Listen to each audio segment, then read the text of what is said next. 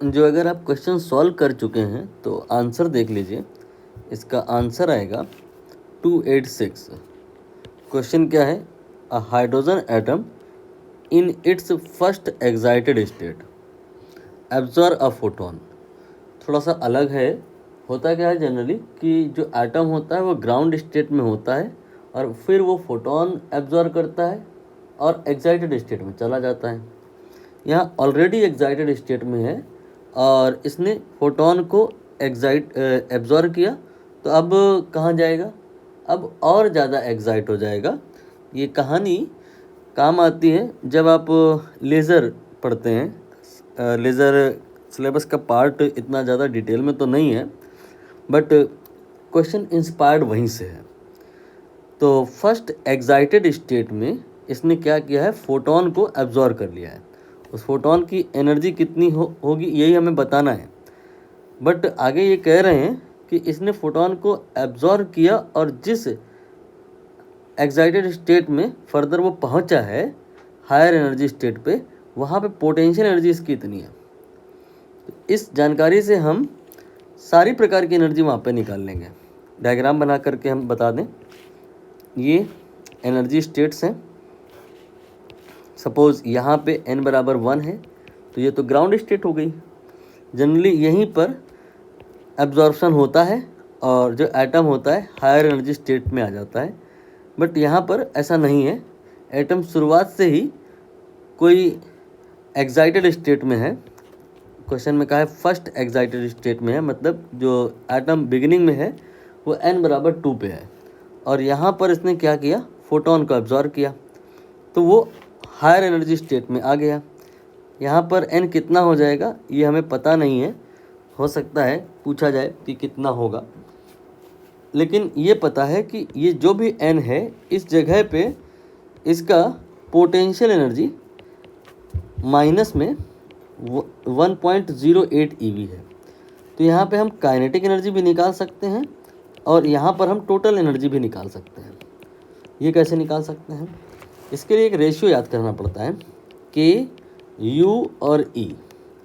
ये आप याद करेंगे 1, -2 and -1। See only U and E, -2 and -1। U और E के कंपैरिजन में माइनस को इग्नोर करिए, यानी कि U/E ये 2/1 हो गया। तो जो अगर आपका U 2 है तो जो E होगा वो 1 होगा, हाफ हो जाएगा। तो यहाँ से आप इसको हाफ कर देंगे तो इस जगह पर टोटल एनर्जी निकल आएगी, दैट विल बी माइनस में 0.54 EV। अच्छा, अब आप शुरुआत में देख पा रहे हो कि एटम यहाँ पे है, दैट टाइम इसकी एनर्जी कितनी है? ये आपकी होगी माइनस में 3.4 EV। ये कहाँ से आ गया?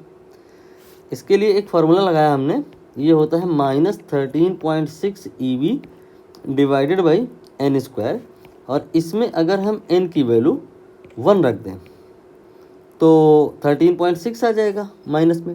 लेकिन हमें फर्स्ट एक्साइटेड स्टेट चाहिए ना, तो n की वैल्यू फिर यहाँ पर हम 2 रखेंगे। तो 2 रखेंगे तो E की वैल्यू माइनस में 3.4 EV आ जाएगी। मतलब आपके एटम में बिगिनिंग में -3.4 EV के बराबर का एनर्जी था। कुछ एनर्जी इसने एब्जॉर्ब किया और अब इसकी एनर्जी इतनी हो गई। तो बताओ कितना एब्जॉर्ब किया? तो -3.4 में जितना एब्जॉर्ब किया मैंने मान लिया x के बराबर, तो x जोड़ देंगे तो ये आपका आ जाएगा माइनस में 0.54। यहाँ से आप x निकाल लीजिए, ये आ जाएगा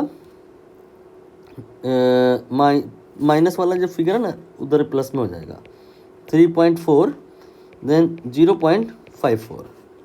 अब इसको सॉल्व कर लेते हैं, 3.40 एंड 0.54, तो ये हो गया आपका 6 और यहाँ पे हो जाएगा 3, 13 - 5 8, 2.86 EV।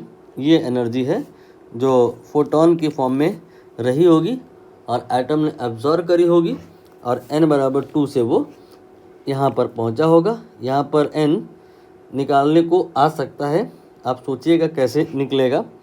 हालांकि मैंने निकाला है तो ये 5 आया था।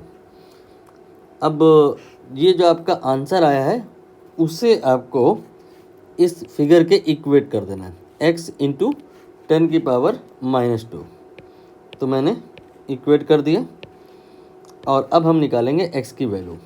तो इधर EV कैंसिल हो जाएगा, x की वैल्यू आ जाएगी 2.86 मल्टीप्लाइड बाई 10⁻²। तो ये आ जाएगा 286, यही आंसर होगा।